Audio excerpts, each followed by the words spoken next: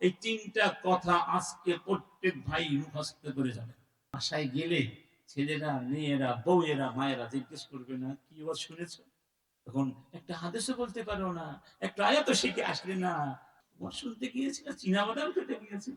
আমাদের ছাত্রদের বুকের তপ্ত রক্ত যারা ঢেলে দিয়েছিল, তাদের জীবনের বিনিময়ে যে বিপ্লব হয়েছে, সেই বিপ্লবের পেছনে নাকি এক নাস্তিক ফাস্তিকি আনু না ফানু তার বিশাল এক অবদানের কথা উল্লেখ করে গোটা ছাত্রদের অবদানকে ম্লান করে দেওয়ার যে ইতিহাসে বিকৃতিকরণ করেছে প্রথম আলো, এই জন্য তাকে জাতির কাছে ক্ষমা চাইতে হবে এবং এই পত্রিকা অনতিবিলম্বে বন্ধ করে দেওয়ার ব্যবস্থা করতে হবে। কোরআন নিয়ে যদি কথা বলো, হাদিস নিয়ে কোনো ষড়যন্ত্র করো, আলেমদেরকে নিয়ে ষড়যন্ত্র করো, ইসলামী আন্দোলনকে ব্যঙ্গ করো, তাহলে ওই আওয়ামী ফ্যাসিবাদ যেভাবে ইতিহাসে আস্থা করে পতিত হয়েছে, তোমরাও পতিত হবে, কোনো সন্দেহ না।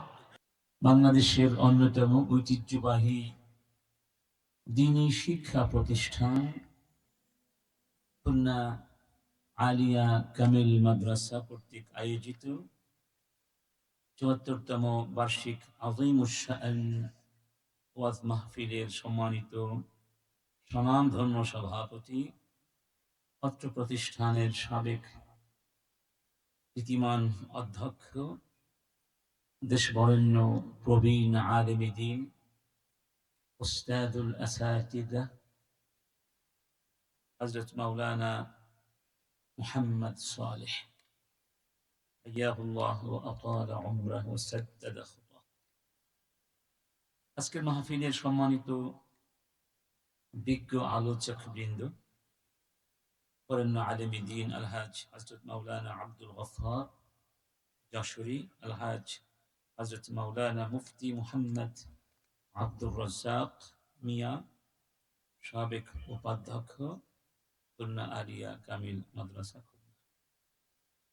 আজকের মাহফিলে আমাদের সাথে তাশরিফ এনেছেন এই প্রতিষ্ঠানের বর্তমান অধ্যক্ষ,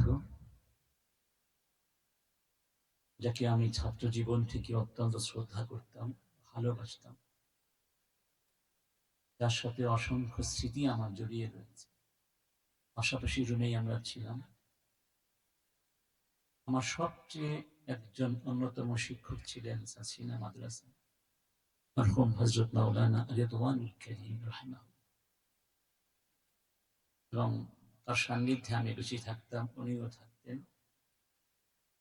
আজকে তাকে এখানে অধ্যক্ষ হিসেবে পেয়েছি।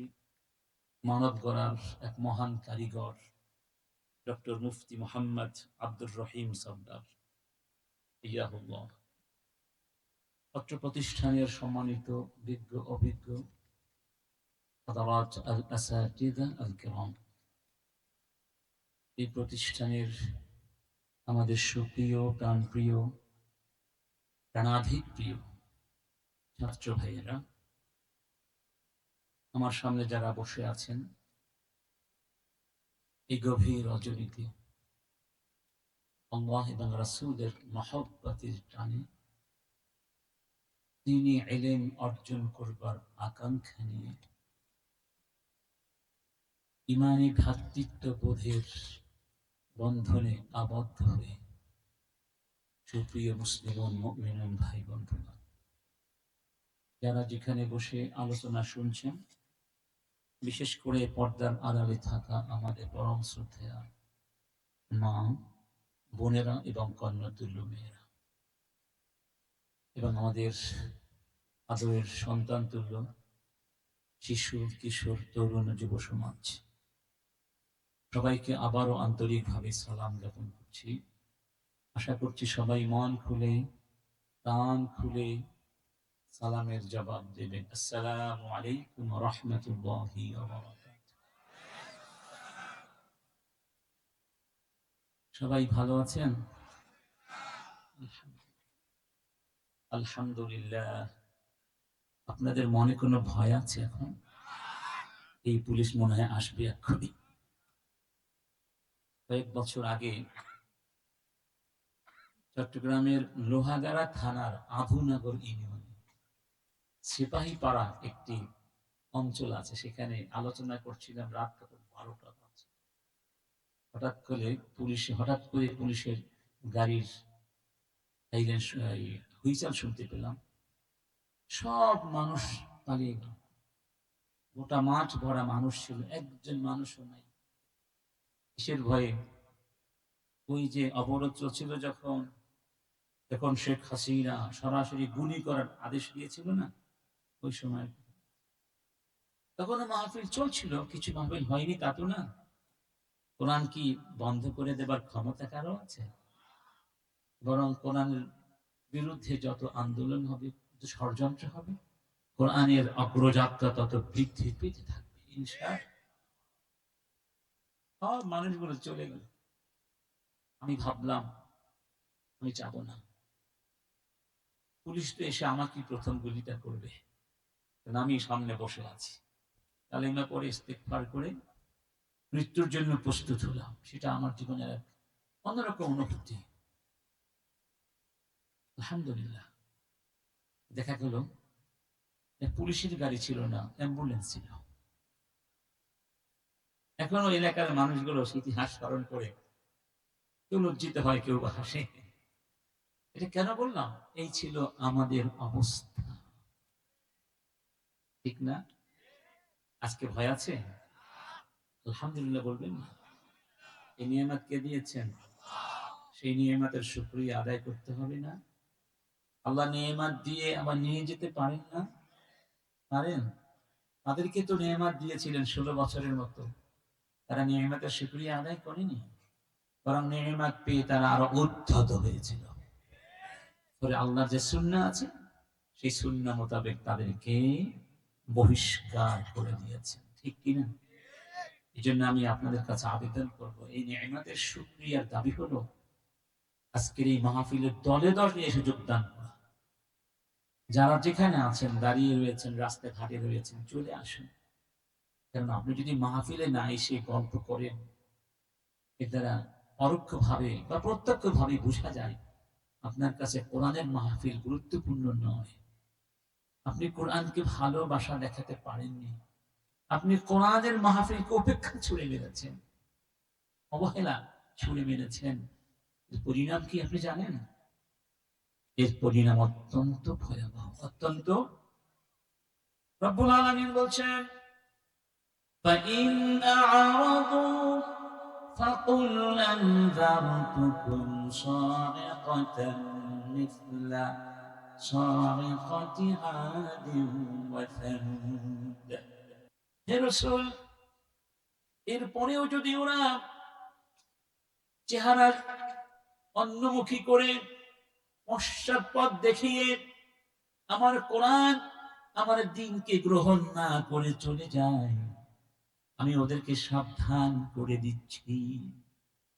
যেভাবে বজ্রপাত দিয়ে, বজ্র নিনাদ দিয়ে আকাশ থেকে আগুন পাঠিয়ে আদ এবং সামুদ এই সব উদ্ধত জাতি গোষ্ঠীগুলোকে জমিন থেকে আমি নিঃশেষিত করে দিয়েছিলাম, নিশ্চিহ্ন করে দিয়েছিলাম, শাস্তি দিয়ে, গজব দিয়ে ইতিহাসের রাস্তা করে ফেলে দিয়েছিলাম, ছুঁড়ে মেরেছিলাম জাহান্নামের ভিতরে।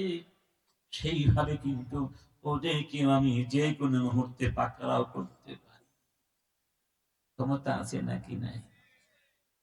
রব্বুল আলামিন বলছেন, ইয়া আইয়ুহান নাসু আনতুমুল ফুকারাউ ইলাল্লাহ ওয়াল্লাহু হুয়াল গনিয়্যুল হামিদ।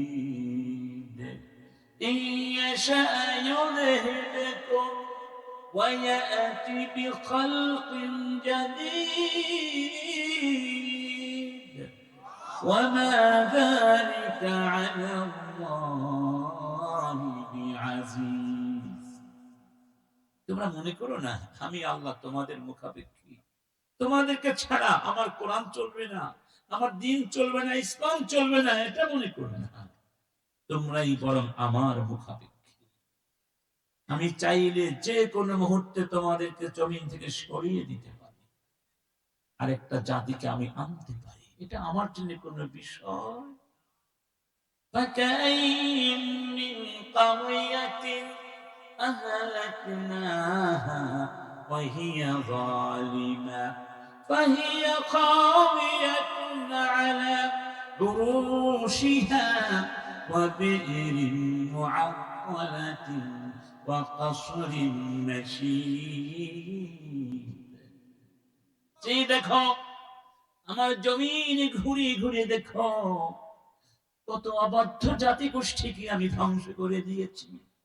তাদের বিশাল বিশাল রাজপ্রাসাদ ছিল, সেই প্রাসাদ গুলো মুখ থুবড়ে পড়ে আছে, পতনোন্মুখ হয়ে পড়ে আছে, ধ্বংসাবশেষ হয়ে পড়ে আছে।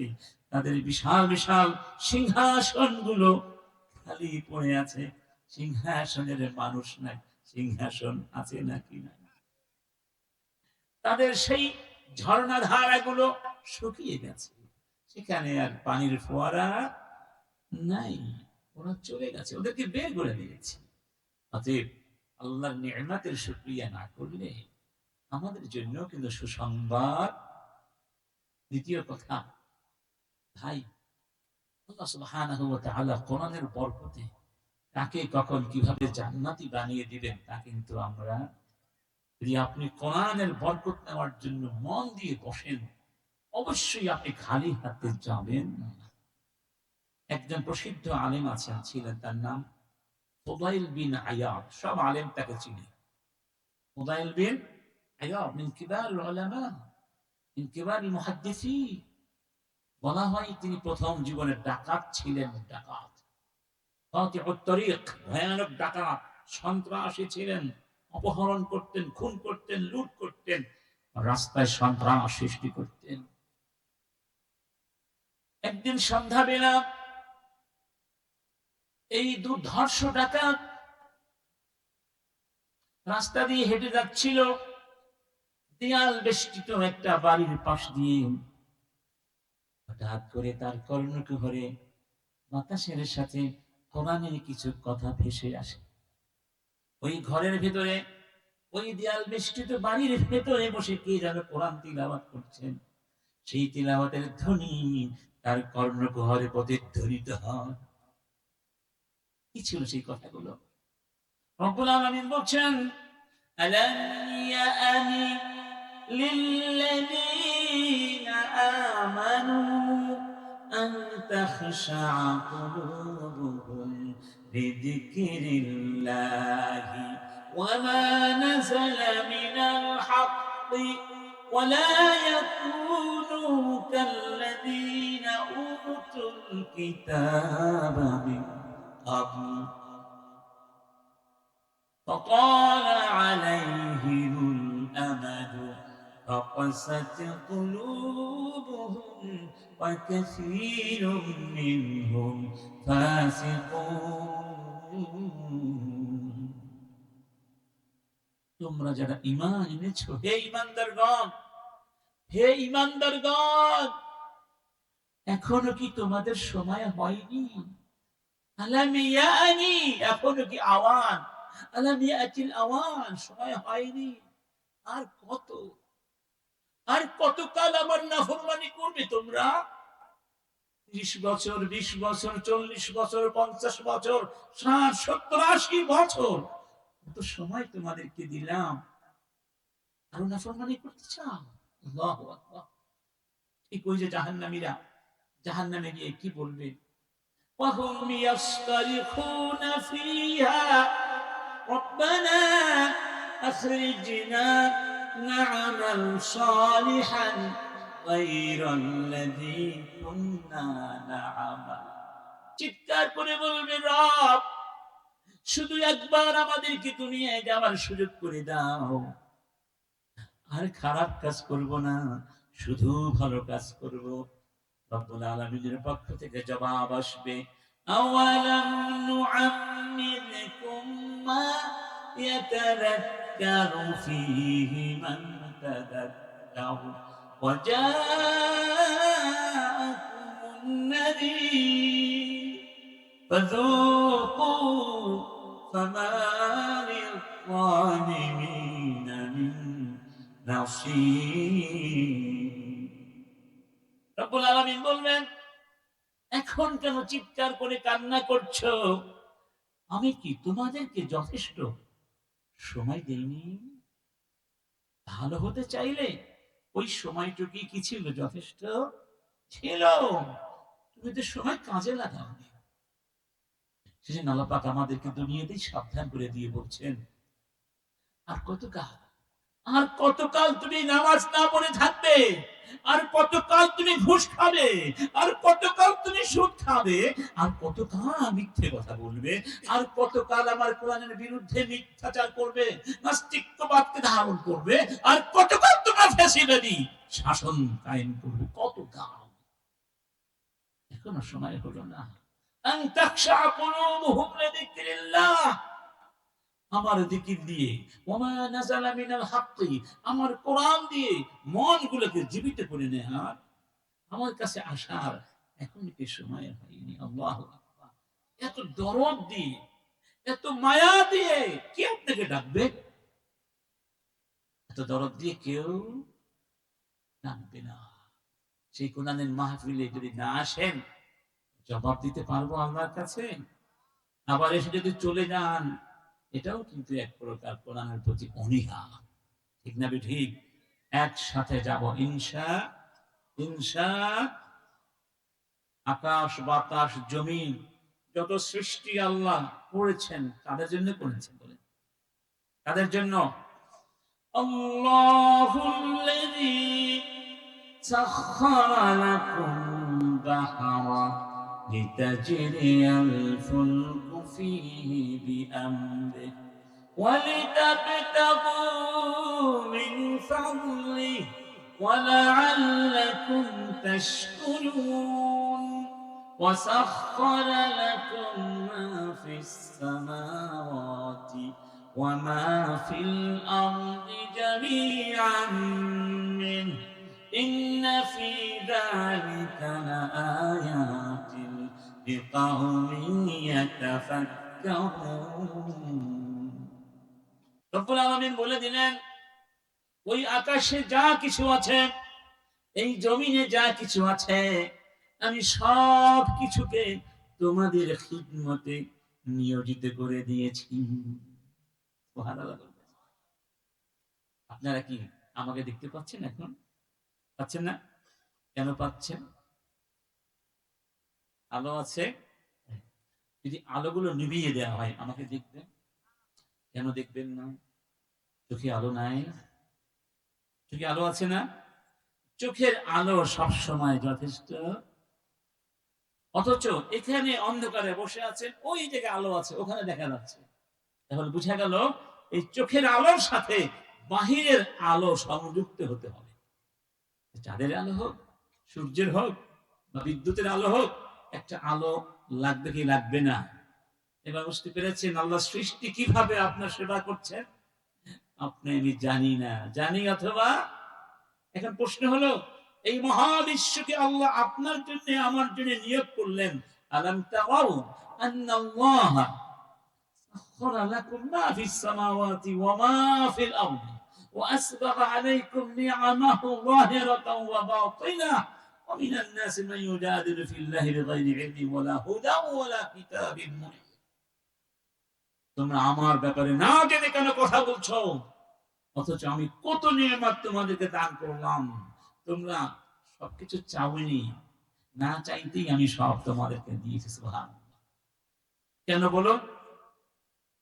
একমাত্র উদ্দেশ্য কি? রাসুল আমরি আল ইসলাম ওয়া আমুদুহু ওয়াস সালাহ ওয়া যারওয়াতু সানামিহি আল জিহাদ। এই তিনটা কথা আজকে প্রত্যেক ভাই মুখস্থ করে যাবেন। পারবেন না? পারবেন? বলুন দেখি তো, বলুন। রাসুল আমরি। রাসুল মানে মাথা, রাস মানে কি?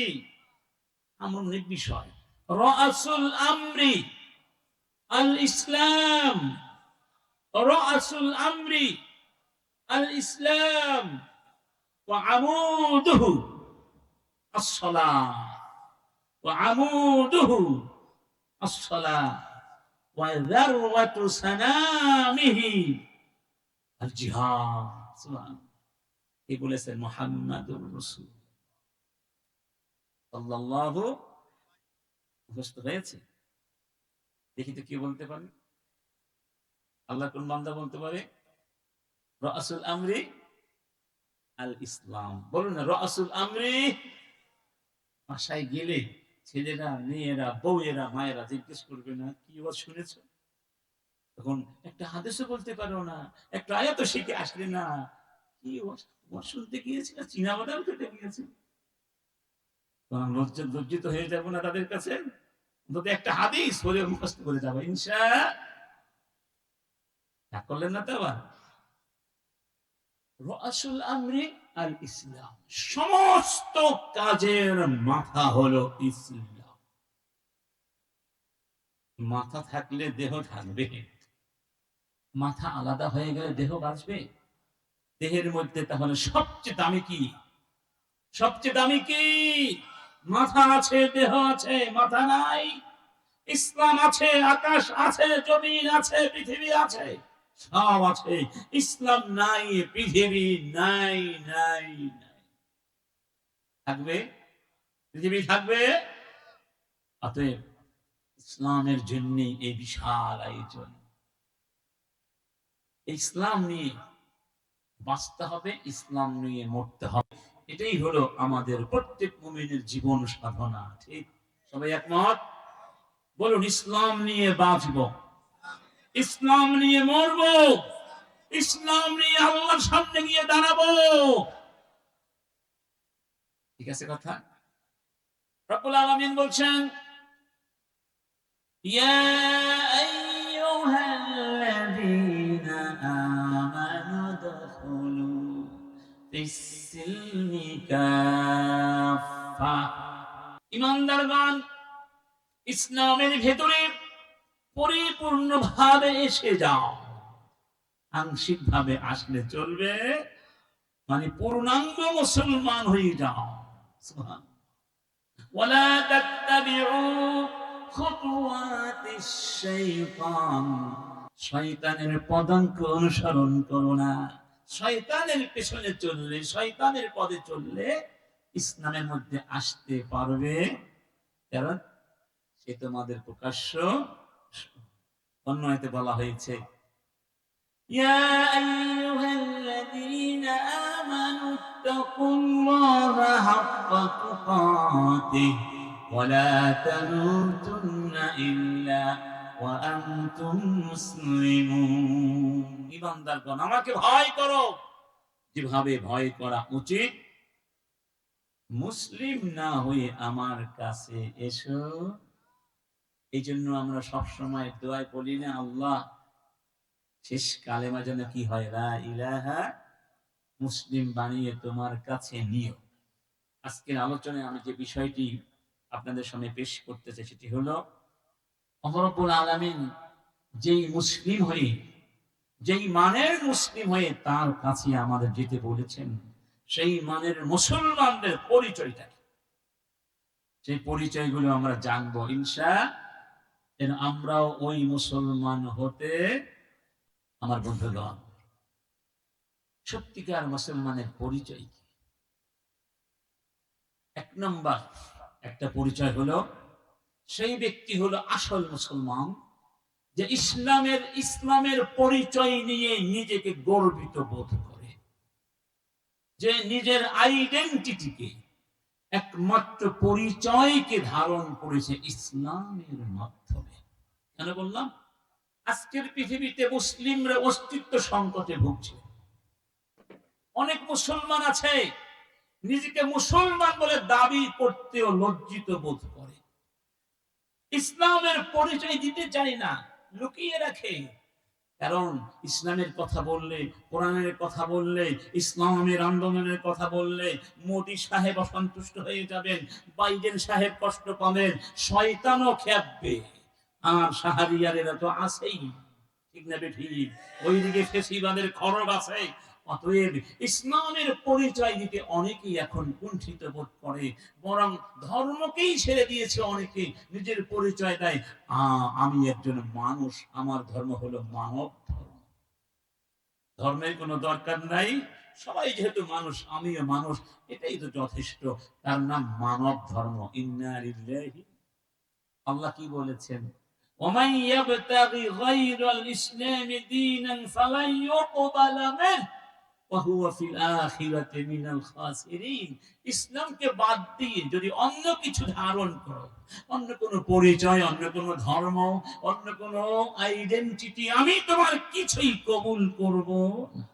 যত নবী যত রাসূলকে পৃথিবীতে পাঠানো হয়েছে, কেন পাঠানো হয়েছে? আমাদের নবীকে কেন পাঠানো হয়েছিল? ইসলামের বিজয় সাধন করার জন্য। রব্বুল আলামিন বলছেন, হুয়াল্লাযী আরসালা রাসূলাহু বিল হুদা ওয়া দীনিল হক লিইয়ুযহিরাহু আলাদ দীনি কুল্লিহি ওয়া কাফা বিল্লাহি শাহীদা। সেই মহান সত্তা আল্লাহ তার নবীকে সত্য দিন দিয়ে হিদায়াত দিয়ে পাঠিয়েছেন, যাতে করে পৃথিবীর সমস্ত বাতিল দিনের উপরে ইসলামকে বিজয়ী করে দিতে পারেন। সুবহানাল্লাহ। তাহলে আমাদের পরিচয় কি? এখন আমরা পরিচয় নিয়ে সংকটে আছি। বাঙালি না বাংলাদেশি, আদিবাসী না উপজাতি, ঠিক না? আমাদের একমাত্র পরিচয়, যেই পরিচয় নিয়ে পৃথিবীতে এসেছে, যেই পরিচয় নিয়ে আমাদের যেতে হবে, যেতে পারলে মুক্তি হবে, সেই পরিচয়ের নাম হলো ইসলাম। কবরের ভিতরে জিজ্ঞেস করা হবে না তুমি কোন দল করতে, তখন কি বলতে পারবেন? আমি বঙ্গবন্ধুর সৈনিক। জয় বাংলা। এবার খেলা সামলা। জয়। খবরের মধ্যে জয় বাংলায় কোনো কাজ হবে না বাবা। ওখানে জিজ্ঞেস করা হবে বিশ্বনবী মুহাম্মদ রাসূলুল্লাহ সাল্লাল্লাহু আলাইহি ওয়াসাল্লাম ওমরকে বলেছিলেন,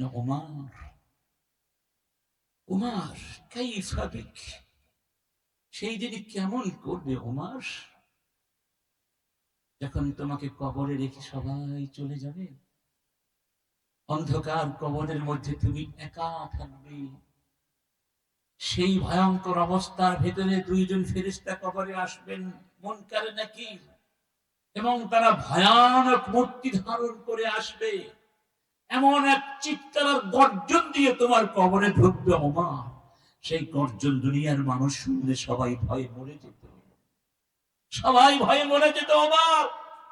ওমর সেই দিন তুমি কেমন করবে?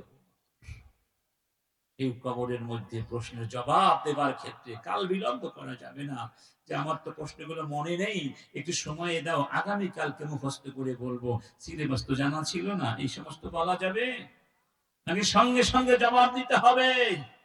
যখন বলা হবে ওমা দীনুক, তোমার দিন ছিল কি, ধর্ম ছিল কি, তুমি কোন ধর্ম অবলম্বন করে জীবন যাপন করেছিলে, তখন যদি বলতে পারেন ইসলাম, দীনি আল ইসলাম, তাহলেই তো আল্লাহ বলবেন আন সাদাকা আবদি, আমার গোলাম সত্যি কথা বলেছে, ঠিক না বেঠি?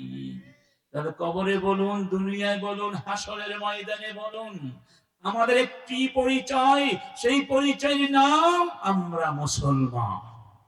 আমরা কি? কুল ইন্নী উমিরতু আন আ'বুদাল্লাহা মুখলিসান লাহুদ-দীন ওয়া উমিরতু লিআন আকুনা আউওয়ালাল মুসলিমিন। হে নবী বলো, আমাকে আদেশ করা হয়েছে আমি যেন শুধু রব্বুল আলামিনের ইবাদত করি ইখলাসের সাথে, আর আমাকে আদেশ করা হয়েছে আমি যেন মুসলমান, প্রথম মুসলমানদের অন্তর্ভুক্ত হয়ে যাই। তার মানে রাসূল আমাদের ইসলামের দাওয়াত দিয়েছেন না? ইসলামের দাওয়াত যেহেতু তিনি দিয়েছেন, তাহলে প্রথম মুসলমান তো তাকেই হতে হবে, ঠিক না? তিনি প্রথম মুসলমান হয়েছেন এই উম্মতের মধ্যে, এই জাতির ভেতরে, এরপরে তিনি আমাদেরকে দাওয়াত দিয়েছেন। তাহলে তার পরিচয় ছিল কি? মুসলিম। কি ছিল? قل إني نهيت أن أعبد الذين تدعون من دون الله لما جاءني البينات من ربي وأمرت أن أكون أول المسلمين। আমাদের ছাত্রদের বুকের তপ্ত রক্ত যারা ঢেলে দিয়েছিল, তাদের জীবনের বিনিময়ে যে বিপ্লব হয়েছে, সেই বিপ্লবের পেছনে নাকি এক নাস্তিক ফাস্তিকি আনুনা ফানু তার বিশাল এক অবদানের কথা উল্লেখ করে গোটা ছাত্রদের অবদানকে ম্লান করে দেওয়ার যে ইতিহাসে বিকৃতিকরণ করেছে প্রথম আলো, এই জন্য তাকে জাতির কাছে ক্ষমা চাইতে হবে এবং এই পত্রিকা অনতি বিলম্বে বন্ধ করে দেওয়ার ব্যবস্থা করতে হবে। এই পত্রিকা মুসলমানদের পত্রিকা নয়, এখানে ইহুদিদের কথা, ইহুদিদের নীতি সম্পদ ছাপিয়েছে, দেখেছেন? ইহুদিদের মোসাদের দালাল, ভারতের রয়ের দালাল। মুসলমানদের বুক উঁচু করে দাঁড়াতে হবে। এই জমিনে কোনো ভারতের র থাকতে পারবে না, মোসাদের কোন দালাল থাকতে পারবে না। এই জমিন মুসলমানদের জমিন, ঠিক না রে? ঠিক। এই জমিন কোন ফেসিবাদকে সহ্য করে না, আগামীতেও করবে না।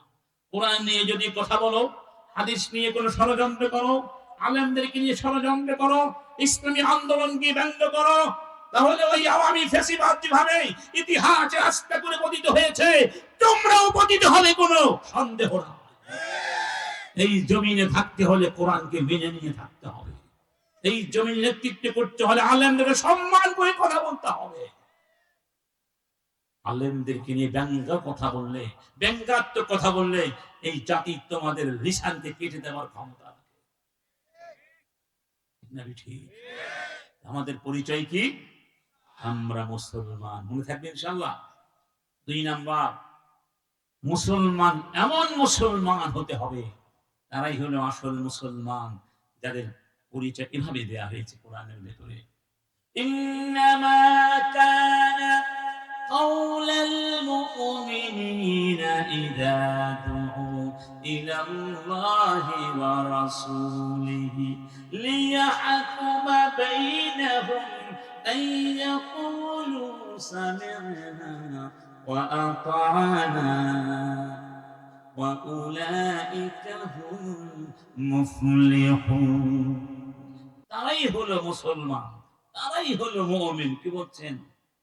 মানে আসল মুমিন, আমার কাছে প্রিয় মুমিন আমি আল্লাহ, আমার নবী মুহাম্মদ। যখন আমরা কিছু আদেশ করব, কিছু নিষেধ করব, কিছু বলবো, যারা বলবে মেনে নিলাম, শুনলাম, মানলাম, কোন আপত্তি নাই, কোন অবজেকশন নাই, মাথা পেতে নিয়েছি নির্দ্বিধায়, বিনা প্রশ্নে, নিরঙ্কুশ ভাবে, তারাই হলো ঈমানদার, তারাই হলো সফল। তার মানে হলো আল্লাহর আদেশ যেখানে থাকবে, আর কারো আদেশ সেখানে চলবে না। রাসূলের বিধান সেখানে থাকবে, আর কারো বিধান চলবে না। আল্লাহর পক্ষ থেকে যখন আদেশ এসে গেল, ইয়া আইয়ুহান নবী কুল লিআজওয়াজিকা ওয়া বানাতিকা ওয়া নিসাইল মুমিনিন ইউদনিনা আলাইহিন্না মিন জালাবিবিহিন্না যালিকা আদনা আন ইউরাফনা ফালা ইউযাইনা ওয়া কানা আল্লাহু গফুরুর রহিমা। হে রাসূল, স্ত্রীদেরকে বলে দাও, মেয়েদেরকে বলে দাও, সমস্ত মুমিন নারীকে আদেশ করে দাও, তারা যেন পর পুরুষের সামনে একটা কাপড় দিয়ে গোটা দেহকে আবৃত করে রাখে, অর্থাৎ হিজাব ধারণ করে। কার বিধান? মুমিন নারীর পরিচয় হলো এই আদেশ আসার পর আর সে এর বিরুদ্ধে কোনো কাজ করতে পারবে না। ইন্ডিয়ান মেয়েরা, আমেরিকার মেয়েরা, নায়িকারা কেমন ড্রেস পরছে, অমুক তমুক কেমন ড্রেস পরছে, কোন ড্রেস পরলে বেশি স্মার্ট দেখাবে, আধুনিক মনে হবে, এই জন্য হিজাবকে ফেলে দিয়ে আধুনিক হওয়ার জন্য যারা পেছনে ছুটছে ওদের, তারা কি সত্যিকার মুমিন হতে পারে? আল্লাহর বিধান যারা মেনে নিবে তারাই হলো মুমিন। ঠিক এইভাবে নারীরা মেনে নিয়েছিলেন না? যেই দিন যেই রাতে নাজিল হলো, আনসারী মহিলারা তাদের কাপড় ছিঁড়ে, চাদর ছিঁড়ে, কিভাবে ওড়না গোটা দেহকে জিলবাব বানিয়ে সঙ্গে সঙ্গে ঢেকে নিয়েছিলেন। সুবহানাল্লাহ। যেই মুহূর্তে আল্লাহর পক্ষ থেকে বলা হয়েছিল, ইন্নামাল খামরু ওয়াল মাইসিরু ওয়াল আনসাবু ওয়াল আজলামু রিজসুম মিন আমালিশ শাইতানি ফাজতানিবু লাআল্লাকুম তুফলিহুন। মদ, জুয়া, শিরক, মূর্তি পূজা এবং বিভিন্ন বস্তুকে ভালো মন্দের নিয়ামক মনে করা, এগুলো শয়তানের কাজ। এগুলো ছেড়ে দাও। একটি মাত্র আদেশ, ফাজতানিবু।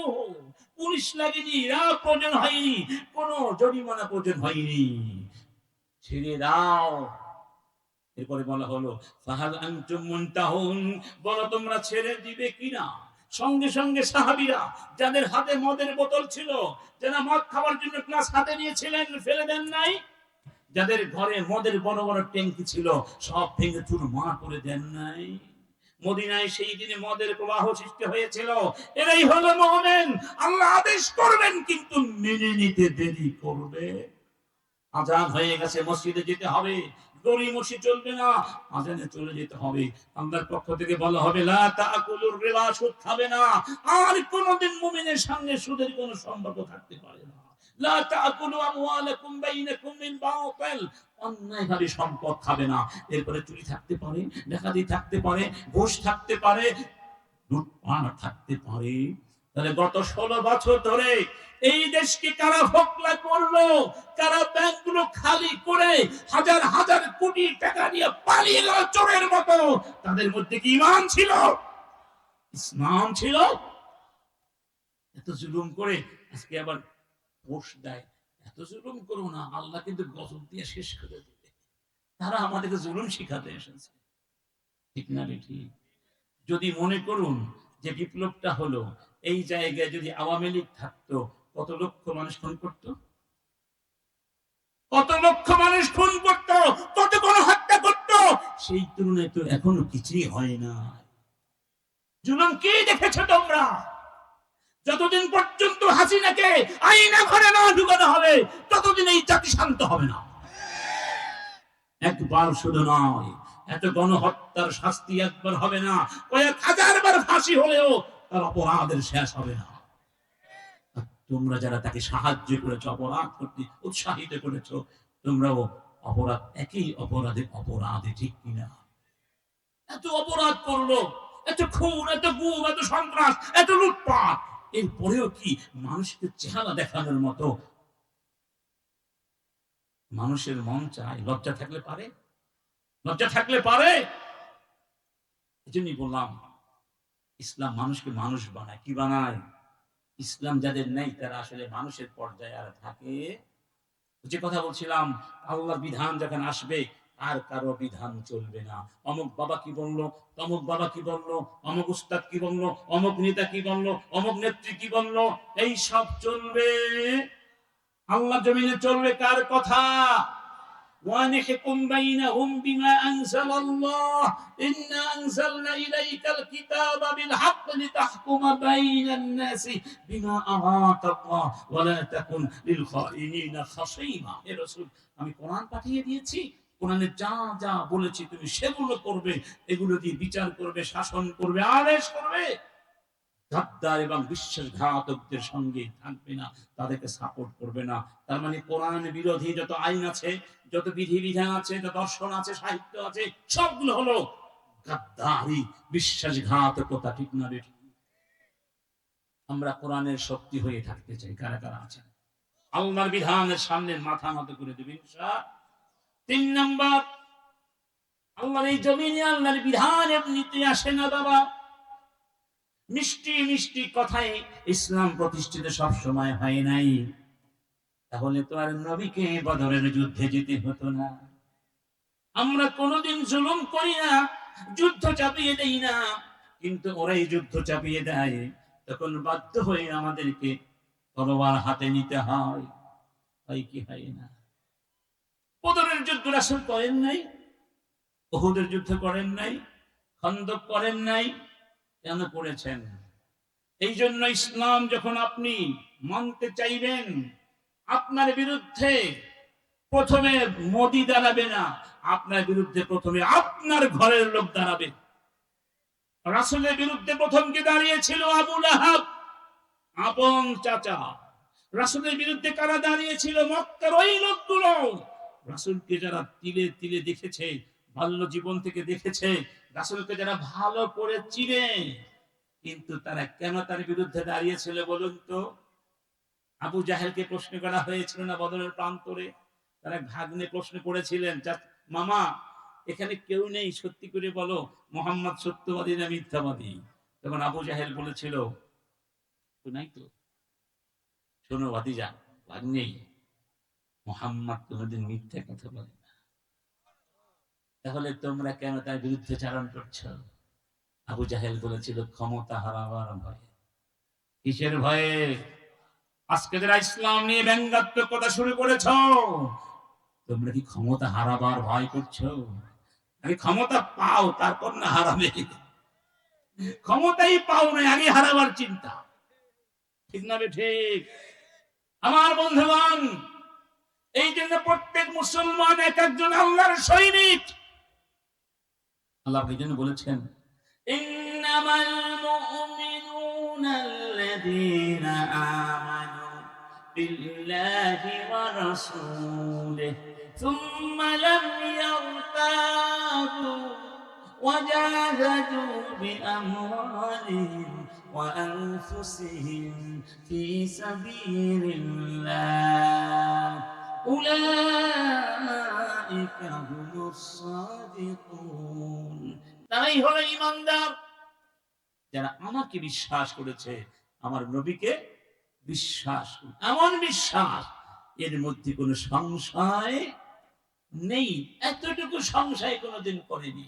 এবং সেই বিশ্বাসে প্রমাণ দিয়েছে, জীবন দিয়ে, সম্পদ দিয়ে আমার দ্বীনের জন্য জিহাদ করেছে।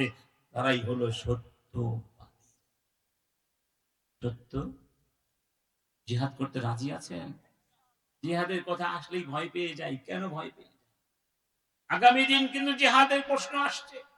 রাসূল কারীম বলছেন, যারা আল্লাহর পথে যুদ্ধ করেনি এবং যুদ্ধ করার কোনো চিন্তা তাদের মনে কোনোদিন আসে নাই, মাতা আলা শুবাতিন মিনান নিফাক, তারা মুনাফিকির একটা চরিত্র নিয়ে মরে গেল। এই জন্য প্রত্যেক মুমিনের দায়িত্ব হলো মনের মধ্যে সিদ্ধান্ত নেওয়া, সংকল্প করা, আল্লাহ তোমার দ্বীনের জন্য আমি যুদ্ধ করতে চাই। যদি প্রয়োজন হয় আমি জীবন দিয়ে শহীদ হয়ে যাব। এই সুযোগ যদি নাও আসে, সওয়াব পেয়ে যাবেন, শহীদের সম্মান তো পেয়ে যাবেন, সুবহানাল্লাহ। মুনাফিকি থেকে বেঁচে যাবেন। আজকে শুনেছেন চাঁপাইনবাবগঞ্জে, বাংলাদেশে ভারতের বর্ডারে চরম উত্তেজনা বিরাজ করছে। ভারতীয়রা অনুপ্রবেশ করবার চেষ্টা করছে। তারা অন্যায় ভাবে বাংলাদেশের বিরুদ্ধে উস্কানিমূলক নানা ধরনের বক্তব্য দিয়ে চলছে। তা আমাদেরকে মাছির মতো মনে করছে, একেবারে ধাক্কা দিয়ে ফেলে দিবে। আমরা ভারতকে বলে দিতে চাই, তোমরা আমাদের প্রতিবেশী, ইসলাম প্রতিবেশিত্ব সুলভ আচরণ করবার শিক্ষা দিয়েছে। কিন্তু তোমরা যদি দাদাগিরি করো, এই দেশকে দখলের চেষ্টা করো, আক্রমণ করার চেষ্টা করো, কোন ধরনের হস্তক্ষেপ করার চেষ্টা করো, যেভাবে তোমরা বিগত 16 বছর স্বৈরাচারের যুগে এই দেশকে কবজায় নিয়ে ফেলেছিলে, তাহলে আমরা জীবন দিয়ে তোমাদেরকে এই দেশ থেকে কুকুরের মতো না তাড়াবার পর্যন্ত আমরা শান্তি পাবো না। মুসলমানদের রক্ত নিয়ে ফেলার চেষ্টা করো না। আমাদের সন্তানেরা দেখিয়ে দেয় নাই, আমাদের সন্তানেরা বুলেটের সামনে বুক পেতে দেখিয়ে দিয়েছে তারা মৃত্যুকে ভয় করে না। এই যুবকের এখন আছে না, সব মরে গেছে। যারা শহীদ হয়েছে তাদের শাহাদাত দেখে আরো লক্ষ যুবক অনুপ্রাণিত হয়েছে এবং তাদেরকে দেখে আমরা অনুপ্রাণিত হয়েছি। আমাদের আগামী দিন বেঁচে থাকতে হলে হয়তো ভারতের সঙ্গে আমাদের জিহাদ করে, যুদ্ধ করে বেঁচে থাকতে হবে। তারা যে শুরু করেছে, প্রথমত আমরাও শান্তি চাই না, তবে যদি কেউ শান্তি চাপিয়ে দেয়, যুদ্ধ চাপিয়ে দেয়, আমরা আমাদের মাতৃভূমির 1 ইঞ্চি মাটি কাউকে ছেড়ে দেব না। বরং এই ভারতবর্ষ মুসলমানদের ছিল, আমরা সেই ভারতবর্ষ, শুধু ভারতবর্ষ নয়, গোটা পৃথিবীর বুকে ইসলামের বিজয়ের জন্য আমরা কাজ করে যাব। এই জন্য আসুন আরেকটা পরিচয়, তারাই হলো মুসলমান, যাদেরকে দেখলে ইহুদিরা কাফেররা মুসলমান হতে চায়। আপনাকে আমাকে দেখলে কোন মুসলিম মুসলিম হতে চাইবে? ডক্টর ইউসুফ আল কারাদারির নাম শুনেছেন? তিনি একটা বইতে লিখেছেন, খ্রিস্টান বেশ কিছুদিন লেখাপড়া করলো ইসলাম এবং সে মুগ্ধ হয়ে নিজে নিজে মুসলিম হলেন। ভাবলেন আমি একটু মুসলিমদের দেশে যাব, ভাইদের কাছে যাব। মুসলিম দেশে এসে হতাশ হয়ে গেলেন। দেখলেন তারা অত্যন্ত পশ্চাৎপদ, শিক্ষায়, দীক্ষায়, পরিষ্কার পরিচ্ছন্নতায়, চিন্তায়, চেতনায় অনেক পিছিয়ে আছে। ইসলাম যেভাবে, ইসলামকে তিনি যেভাবে কোরআন সুন্নাহ থেকে শিখেছিলেন, সেই ইসলামের কোন চিত্র তিনি মুসলমানদের সমাজে খুঁজে পাননি। মারামারি করে ঘুষ খায়, সুদ খায়। এখন তিনি বলেছিলেন, আল্লাহ, সব প্রশংসা তোমার। তুমি মুসলমানদের সঙ্গে আমাকে পরিচিত হওয়ার আগে, পরিচয় করার আগে ইসলামের সঙ্গে আমাকে পরিচয় করিয়ে দিয়েছ। যদি আমি মুসলমানদেরকে দেখে ইসলাম শিখতাম, কোনদিন মুসলমান হতাম না। কিন্তু আমি তো ইসলাম শিখে, ইসলাম দেখে ইসলাম শিখেছি, এই জন্য আমি মুসলমান হয়েছি। এটা কত বড় কঠিন একটা কথা। আসলেই তো বাস্তবতা। আমরা যেভাবে ঘুষ খাই, সুদ খাই, হানাহানি করি, মারামারি করি, দেখুন কি বলবো, দুঃখের কথা। এক ফেসিবাদের দোষর ধরা পড়লো না, 1.5 কোটি টাকায় নাকি তাকে নিরাপদ এক্সিট দেওয়ার জন্য একটা চুক্তি হয়েছিল। কয় কোটি টাকা? যারা এত মানুষ খুন করলো, মাত্র কয়েকটা টাকার বিনিময়ে তুমি তাকে ছেড়ে দিচ্ছ? ঈমান আছে, আদর্শ আছে, চরিত্র আছে। রাসূলকে ওরা অপশন দেয় নাই। আবুল ওয়ালিদ যায়নি রাসূলের কাছে, গিয়ে বলে নাই, মুহাম্মদ কি চাও তুমি বলো, নেতৃত্ব চাও, নেতৃত্ব দেব, সবাই তোমার কথায় উঠবো বসবো, হাত্তা লা নাকতা আমরান মিন গায়রি, তোমার গ্রিন সিগন্যাল ছাড়া কোনো সিদ্ধান্ত হবে না। নেতা বানাবো, অবিসংবাদিত নেতা। কি চাও বলো? ধনী হতে চাও? জামাআনা লাকা মিন আমওয়ালিনা, আমাদের টাকা পয়সা দিয়ে তোমাকে ধনী বানিয়ে দেব। হাত্তা তাকুনা আকসারা মালান, তুমি হবে আমাদের মধ্যে সবচেয়ে ধনী ব্যক্তি। কি চাও? বাদশা হতে চাও? বাদশা বানিয়ে দেব। জিনপুরীর কোন আসর মনে করছো? প্রতিহত করতে পারছো না? বলো, আমাদের টাকা দিয়ে চিকিৎসা করবো। কি চাও তুমি বলো? নেতৃত্ব চাও দেব, অর্থ চাও দেব, ভোগ্য পণ্য চাও দেব। দুনিয়া মানুষ যা চায় সব আছে না এখানে? রাসূল কি চেয়েছিলেন? আদর্শের প্রশ্নে রাসূল এক বিন্দু ছাড়, গোটা পৃথিবী যদি দিয়ে দেওয়া হয়, মুসলমান কখনো আদর্শের প্রশ্নে এক বিন্দু ছাড় দেয় না। মুহাম্মাদুর রাসূলুল্লাহ ওয়াল্লাযীনা মা'আহু আশিদ্দাউ আলাল কুফফারি রুহামাউ বাইনাহুম তারাহুম রুক্কা'আন সুজ্জাদান ইয়াবতাগুনা ফাদলাম মিনাল্লাহি ওয়া রিদওয়ানা সীমাহুম في وجوههم من أثر السجود ذلك مثلهم في التوراة ومثلهم في الإنجيل كزرع أخرج شطأه فآزره فاستغلب فاستوى على سوقه يعجب الزراع ليغيظ بهم الكفار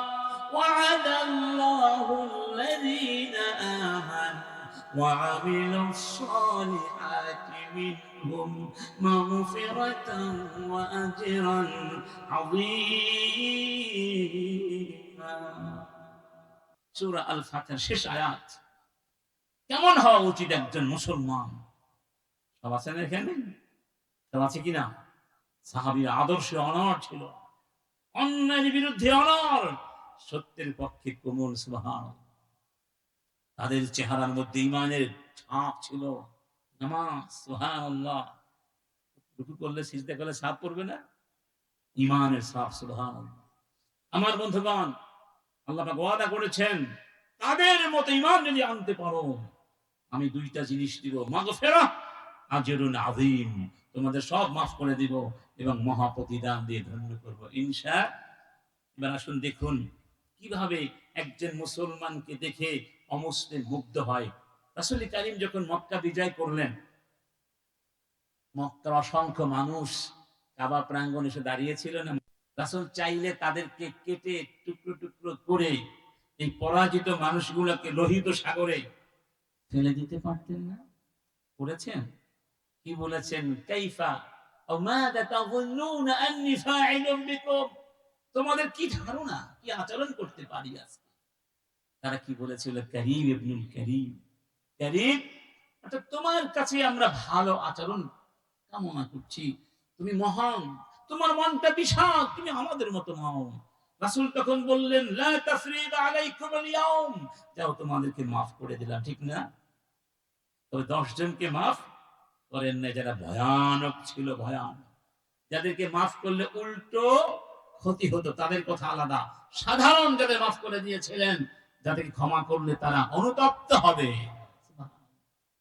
আমার বন্ধুগণ বললেন, ইযহাবু ফাআনতুম তুরাকা, চলে যাও, আজকে থেকে তোমরা স্বাধীন, কেউ তোমাদের কিছু বলবে না। সেই মানুষগুলো চিন্তা করলো, এত অন্যায় করলাম, আমাদেরকে মাফ করে দিল, তাহলে আর কাফের থাকা যায় না। এবার দলে দলে সে সব মুসলমান হয়ে গেল। ইদা জাআ নাসরুল্লাহি ওয়াল ফাত, ঠিক না ঠিক? জারীর বিন আব্দুল্লাহ উট কিনতে গিয়েছিলেন তার সাথীকে নিয়ে, খাদেমকে নিয়ে। বললেন, একটা উট পছন্দ করো। তিনি ৩০০ দিরহাম দিয়ে একটা উট পছন্দ করলেন। জারিরকে বললেন, টাকা দাও, একটা উট পছন্দ করেছি। ওই দেখি তো, এই যে উট, সুবহানাল্লাহ। তিনি বললেন, এত ভালো উট, মাত্র ৩০০ টাকা। মালিককে বললেন, আমি তোমাকে ৪০০ টাকা দিব, দিবে? উটের মালিক বললেন, আপনি নিলে দিব, সন্তুষ্টি চিত্তে। তিনি বললেন, না, ৪০০ না, ৫০০ টাকা দিব, দিবে তুমি? মালিক বলল, আপনি যদি খুশি হয়ে নেন, আমার আপত্তি। আবার বললেন, না, ৬০০ দেব, ৭০০ দেব, ৮০০ টাকা। এটি কি আপনি কল্পনা করেন? আমাদের দেশে চাঁদাবাজির কারণে পণ্যের দাম বাড়ে, ২ টাকার জিনিস ১০ টাকা হয়ে যায়, ১০ টাকার জিনিস ২০ টাকা হয়ে যায়। এটা কাফের না মুসলমানের সন্তানেরা? মুসলমানের সন্তানরা চাঁদাবাজি করবে, এটা হতে পারে? দেখুন ইসলাম কি শিক্ষা দিয়েছে। সবাই হতবাক হয়ে গেলেন। বললেন, জারির, লোকটি তো ৩০০ টাকা দিয়ে খুশি হয়েছিল, আপনি ৭০০-৮০০ টাকা দিলেন। জারির তখন কি বলেছিলেন কেন জানো? আমি দেখতে পেয়েছি লোকটি ঠকে যাচ্ছে, কারণ সে উটের দাম, বাজার দাম জানে না। গ্রাম থেকে অনেকে আসে না, অল্প টাকাতে খুশি হয়ে চলে যায়। আমি দেখতে পেলাম ঠকে যাচ্ছে, দাম জানে না। আমি তো জেনে শুনে আমার ভাইকে ঠকাতে পারি না। কেন? বায়াতুন নাবিয়্যা আলান নুসহি লিকুল্লি মুসলিম, নবীজির হাতে হাত রেখে আমি বায়াত করেছিলাম, জেনে শুনে কোন মুসলমানকে ঠকাবো না, সব মুসলমানের কল্যাণ কামনা করব। আমি তো আমার ভাইকে দেখলাম ঠকে যাচ্ছে, তাই আমি ঠকাতে পারলাম না। বলুন, এই যদি হতো আজকের মুসলমানের চরিত্র, গোটা পৃথিবী মুগ্ধ হয়ে ইসলামের পানে আসতো নাকি আসতো না? ওরা দেখে আমরা হলাম ২ নাম্বারিতে ১ নম্বর। ২ নাম্বারিতে যদি বলা হয় এটা মেড ইন জাপান, চোখ বন্ধ করে কিনবেন না। যদি বলা হয় মেড ইন বাংলাদেশ, কিনবেন? কিনলেও কয়েকবার চিন্তা করবেন, এটা ভালো হবে না। মুসলমানদের বানানো জিনিস কোয়ালিটি নাই, কি নাই? বিশ্বমানের যে কোয়ালিটি আছে পণ্যে, সর্বোচ্চ কোয়ালিটি সম্পন্ন একটা পণ্য মুসলিম রাষ্ট্র বানাতে পেরেছে কিনা সন্দেহ আছে। আমরা হলাম এই মুসলমান। এইরকম মুসলমান দিয়ে কি হবে? রাসূল বলেছেন, ইন্নাল্লাহা ইউহিব্বু ইযা আমিলা আহাদুকুম আমালান আন ইউতকিনা, যখন যেই কাজটি করবে সেটি সুন্দর করে করবে, আল্লাহ পছন্দ করেন। আর আমরা রডের বদলে বাঁশ দিয়ে দেই, ২ বছর না যেতেই পেলস্তরা কি বলে, ভেঙে পড়ে, ঠিক না ঠিক? দেখুন, বাগদাদে একজন তাবেয়ী ছিলেন, কাপড়ের ব্যবসা করতেন। সেলসম্যান কি বললেন, এই কাপড়ের, এই শিল্পের কাপড়গুলো ডিফেক্টেড, তো তুমি দাম কমিয়ে রাখবে আর ক্রেতাকে বলে দিবে এখানে কি আছে, ত্রুটি আছে, সমস্যা আছে। অনেকক্ষণ পরে যখন দোকানদার মালিক আসলেন, ওই সেলসম্যান বলল, সবগুলো কাপড় সেল করে দিয়েছে এবং ভালো দামে। বলে দিয়েছ? না। কেন? কারণ ক্রেতা একজন ইয়াহুদি। কি? ইহুদি। তো ইহুদি ঠকলে আমার অসুবিধা কি? কি বলো, সর্বনাশ করেছে। খেয়াল করুন, তিনি ওই ইহুদিদের ব্যবসায়িক কাফেলার খোঁজে বের হলেন। 3 দিন 3 রাত খোঁজাখুঁজি করার পরে সেই কাফেলাকে পেয়েছিলেন। ইহুদিকে বললেন, ভাই আমাকে মাফ করে দাও, আমার ছেলেটি তোমাকে ধোঁকা দিয়েছে, দামও বেশি রেখেছে, ডিফেক্টেড কাপড় দিয়েছে, এই নাও তোমার 3000 দিনার, আমার কাপড়গুলো ফেরত দিয়ে দাও, আমাকে মাফ করে দাও। ইহুদি বলল, সত্যি কথা বলো, তুমি কি চাও, কেন এসেছো, এত কষ্ট করে তুমি কেন এসেছো? ইহুদি বিশ্বাস করতে পারে নাই যে কথা মুসলিম বলছে। তখন তিনি বললেন, এই জন্যই আমি এসেছি, কারণ আমাদের নবী বলেছেন, মান গাশশা ফালাইসা মিন্নি, যারা ধোঁকা দিবে তারা আমার উম্মত নয়, তারা আমাদের মধ্যে নয়। এই জন্য আমি এসেছি, তোমাকে ধোঁকা দিয়েছি আমরা। তখন ইহুদি বলল, এই টাকাও নেব না, পণ্য ফেরত দেব না। কেন ভাই? তিনি বললেন, বরং এই নাও তোমাকে আমি আরো 3000 দিনার আরো দিলাম। কারণ যেই 3000 দিনার দোকানে দিয়ে এসেছিলাম, ওইগুলো ছিল জাল নোট, ফেক। এগুলো হলো রিয়াল টাকা। সুবহানাল্লাহ বলবেন না? আর দাঁড়াও, তুমি যাওয়ার আগে আমাকে মুসলমান। একটা হাদিস আপনারা জানেন, আত-তাজির আস-সাদুক আল-আমিন মা'আন নাবিয়্যিন ওয়াশ শুহাদা, সত্যবাদী ব্যবসায়ীরা, আমানতদার ব্যবসায়ীরা নবীদের সঙ্গে কেন থাকবেন? কখনো চিন্তা করেছেন? কারণ নবীদের দায়িত্ব ছিল ধর্ম প্রচার করা। একজন ব্যক্তি যদি সততার সাথে ব্যবসা করে, এই সৎ ব্যবসা, সততা ভিত্তিক ব্যবসার কারণে তাদের মাধ্যমে দ্বীনের প্রচার, অমুসলিম মুসলমান হয়। এই ভারতবর্ষে যাদের মাধ্যমে ইসলাম, সে তারা কারা? আরব বণিকরা। তাদের আদর্শ আচরণ দেখে এদেশের অমুসলিমরা মুসলিম হয়েছিলেন। এই জন্যই তাদেরকে নবীদের সঙ্গে যুক্ত করে দেওয়া। সুবহানাল্লাহ। আমার বন্ধুগণ, এই তো আমাদের পরিচয়। অতএব তারাই মুসলমান যাদেরকে দেখে অমুসলিমরা মুগ্ধ নয়নে তাকিয়ে থাকে, তাদের আচরণের মাধ্যমে ইসলামের প্রচার ঘটতে পারে। বাগদাদে এক আল্লাহর ওলি ছিলেন, তার নাম ছিল আস-সাহাল আত-তাস্তুরি রাহিমাহুল্লাহ। তার একজন ইহুদি প্রতিবেশী ছিল। যেই দিন সাহাল আত-তাস্তুরি মৃত্যুবরণ করবেন, মৃত্যুর শয্যায় ছিলেন, ইহুদি প্রতিবেশীকে সংবাদ দিলেন। ইহুদি আসলো, সাহাল বললেন, ভাই আমার মনে হয় আমি আর বেঁচে থাকবো না, আমার মনে হয় আমি মরে যাব, তবে মৃত্যুর আগে তোমার কাছে আমার একটা আবেদন আছে। কি বলো? তুমি সারা জীবন তোমার ঘরের ময়লাগুলো আমার ঘরের দিকে ফেলে দিয়েছ, আমি কোনোদিন তোমাকে কিছু বলি নাই, কিন্তু আমি যদি মরে যাই এই কাজটি আর করো না, কারণ আমার সন্তান তোমার সাথে কি আচরণ করবে তা তো আমি বলতে পারবো, তাই তুমি এই কাজটি আর করবে না ভাই, আমাকে কথা দাও। ইহুদি বলল, সত্যি বলেছ, আমি সারা জীবন আমার ঘরের ময়লাগুলো, মলগুলো তোমার দিকে ছুঁড়ে মেরেছি, কারণ তুমি মুসলমান, তোমাকে কষ্ট দেওয়ার জন্য। তুমি বলো কেন কোনোদিন তুমি প্রতিবাদ করোনি কেন? সাহাল আত-তাস্তুরি বললেন, কারণ আমাদের নবী শিখিয়েছেন যেন প্রতিবেশী কষ্ট দিলে সহ্য করি, এই জন্য কিছু তোমাকে কোনোদিন বলিনি। ইহুদি বলল, সত্যি তাই? সত্যি তোমার নবী কথা বলেছেন? তাহলে আমাকে মুসলমান বানিয়ে যাও। এই আচরণ কি আমরা দেখাতে পেরেছি? বলেন পেরেছি?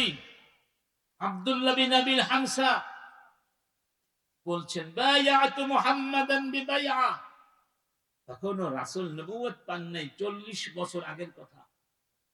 রাসূল ব্যবসা করতেন, আমি মুহাম্মাদের কাছ থেকে একটি পণ্য ক্রয় করলাম, পুরো দাম দেবার তখন সক্ষমতা ছিল না, যতটুকু ছিল তা দিলাম। বললাম, যদি কথা দাও এখানে থাকবে, আমি এক্ষুনি বাড়ি যাব, বাকি টাকাটা মূল্যটা এনে পরিশোধ করে দিব। থাকবে তো? বললেন থাকবো। তুমি আসা পর্যন্ত আমি অপেক্ষা করব। কথা দিলেন। সুবহানাল্লাহ। আব্দুল্লাহ বলছেন বাড়ি চলে গেলাম। ফানাসিতু, আমার আর মনে নাই। ফালাম আতাযাক্কার ইল্লা বা'দা 3 আইয়াম, 3 দিন পরে আমার স্মরণ হলো আমি তো মুহাম্মদকে কথা দিয়েছিলাম, মুহাম্মদ কথা দিয়েছিলেন। আর মুহাম্মদ সেই ব্যক্তি যিনি কোনোদিন কথা দিয়ে কথা লঙ্ঘন করেন না। তাৎক্ষণিক সেখানে চলে গেলাম। ফাইদা মুহাম্মাদুন ফি মাকানি, গিয়ে দেখি মুহাম্মাদুর রাসূলুল্লাহ সাল্লাল্লাহু আলাইহি সাল্লাম, যদি তখন নবী হন নাই, তখন বসে আছে, এখানে অপেক্ষা করছেন। আমাকে দেখে বললেন ইয়া ফাতা লাকাদ শাকাকতা আলাইয়া আনা হাহুনা মুনযু 3 আইয়াম, আমি 3 দিন ধরে এখানে অপেক্ষা করছি তোমার জন্য। সুবহানাল্লাহ বলেন। মানে খাওয়া দাওয়া শেষ করে আবার চলে আসতেন, হাজাত পূরণ করে আবার চলে আসতেন।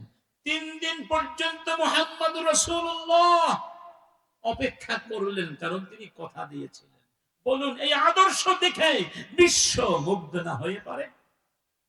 আর আজকে আমরা কথা দেওয়ার আগে চিন্তা করি এই কথা কি এর আমি রাখবো না ঠিক? মুসলমান তারা যারা অন্য মুসলমানদের জন্য সব সময় চিন্তা করে ভাবে, মুসলমানদের বিজয়ে খুশি হয়, ইসলামের বিজয়ে খুশি হয়, মুসলমানদের কষ্টে কষ্ট পায়, মুসলমানদের বিপদে সবকিছু নিয়ে পাশে এসে দাঁড়ায়। সাহাবী এসে বললেন ইয়া রাসূলুল্লাহ, আমি অভাবী, সাহায্য করুন। রাসূল কারীম বললেন এই মুহূর্তে তোমাকে সাহায্য করতে পারছি না, তবে তুমি অমুক সাহাবীর কাছে যাও, হতে পারে তিনি তোমাকে সাহায্য করবেন। গিয়ে দেখেন সেই লোকটি বাড়ির আঙিনায় পড়ে থাকা, ছড়িয়ে ছিটিয়ে থাকা কিছু শস্যকণা খুব যত্ন সহকারে আহরণ করছেন। ধান কাটার মৌসুমে কত ধান পড়ে থাকে না, আমরা আহরণ করি, রাস্তায় পড়ে থাকে, এরকম একটা একটা করে তুলছেন। এই দৃশ্য দেখে এই গরিব মানুষটি হাসতে লাগলেন, কষ্টের হাসি। তখন ওই সাহাবী বললেন ভাই কে তুমি, হাসছো কেন? তিনি বললেন আমি গরিব মানুষ, রাসূল আপনার কাছে আমাকে পাঠিয়েছেন, হয়তো আপনি আমাকে সাহায্য করবেন, কিন্তু আপনার অবস্থা দেখে তো মনে হচ্ছে আপনি আমার চেয়েও গরিব, আপনাকে উল্টে কি করা দরকার, সাহায্য করা। এই সাহাবী বললেন ঠিক আছে ভাই তুমি আমার সাথে চলো। একটা মাঠে নিয়ে গেলেন, সেই মাঠে অনেকগুলো উট, সুবহানাল্লাহ, অনেকগুলো। বললেন এই উটের ভেতর থেকে, উটগুলোর ভেতর থেকে যেটা তোমার পছন্দ সেটা তুমি নিয়ে যাও। সবচেয়ে ভালো একটা উট, গাভীর উট পছন্দ করলেন, সেটি নিয়ে রওনা করলেন। এটার পেছনে পেছনে আরো 8টা উট রওনা করলো, সবগুলো এই উটনির সন্তান ছিল। কয়টা? এই গরিব মানুষটি এখন বারবার পেছনের দিকে তাকায়, মানে ওইগুলো নিতে মন চাচ্ছে, মানুষ তো লোভ হয়ে গেছে। উটের মালিক বললেন ভাই ঠিক আছে তুমি 8টাও নিয়ে যাও। বলেন।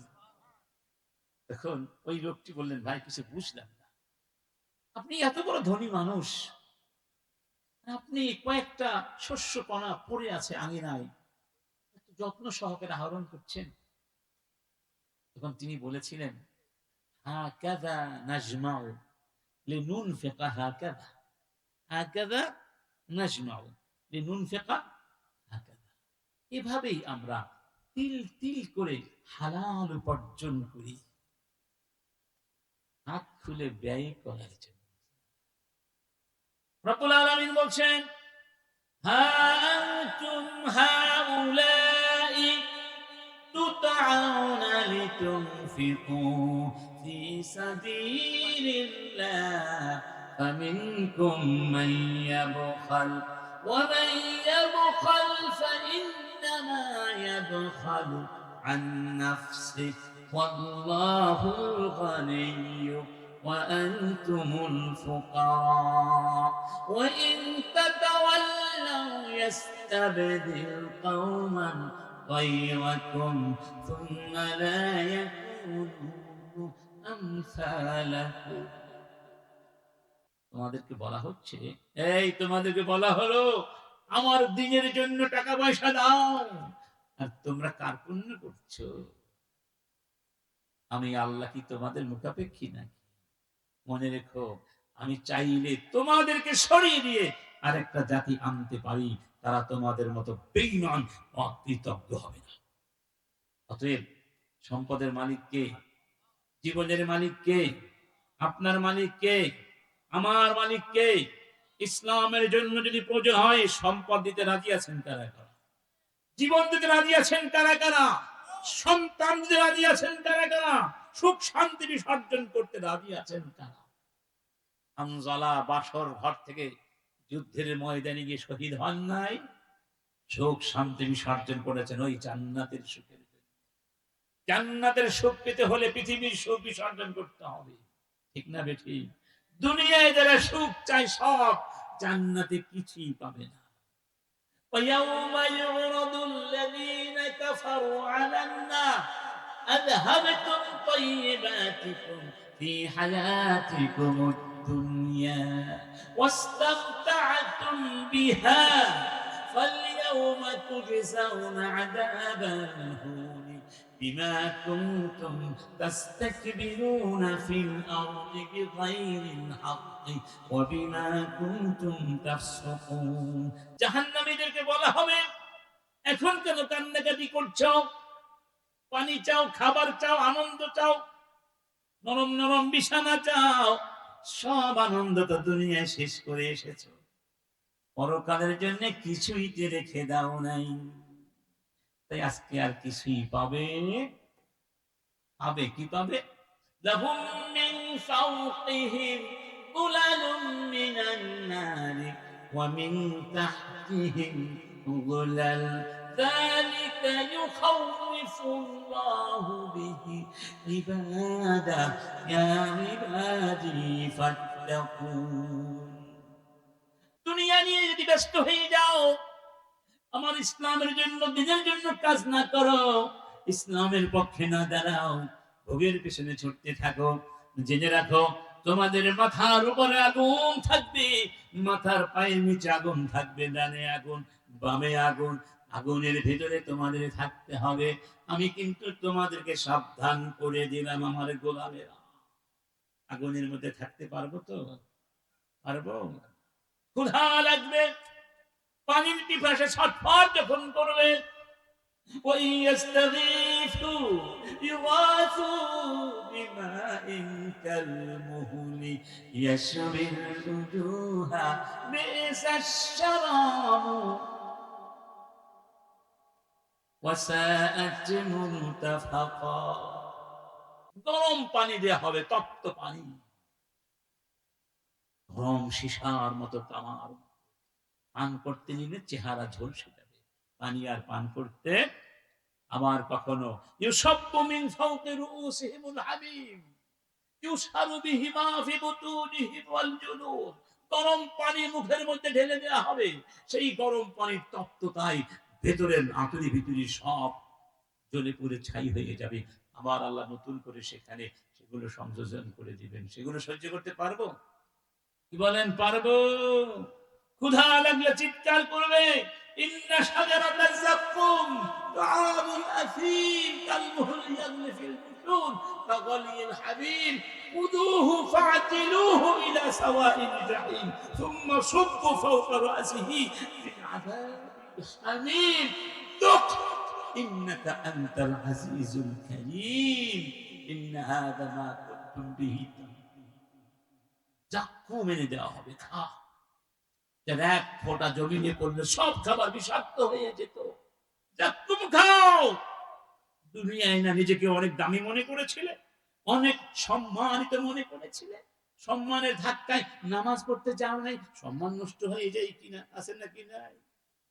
সম্মানের ধাক্কায় মাহফিলে যাও নাই, মাহফিলে গিয়ে নিচে বসতে হবে।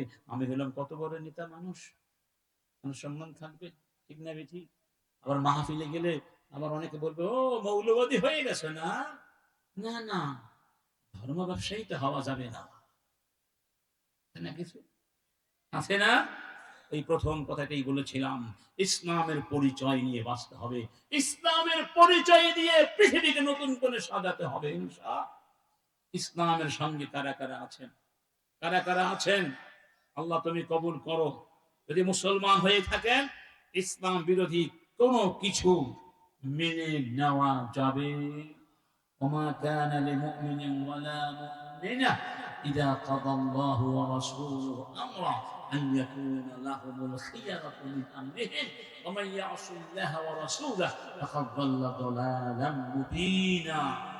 আল্লাহ বলেছেন, আমি যখন কিছু বলবো, আমার নবী কিছু বলবে, এটা মানা না মানার কোনো অপশন নেই। মুমিনে মানতে হবে। আমার বিধান না মানো, আমার নবীর বিধান না মানো, তাহলে প্রকাশ্য বিভ্রান্তির মধ্যে তোমরা পড়ে।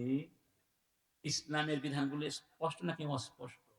নামাজ পড়া কি, নামাজ পড়া কি এটা বাচ্চারাও জানে না। 5 ওয়াক্ত নামাজ জামাতের সাথে কারা কারা পড়বে ইনশাআল্লাহ।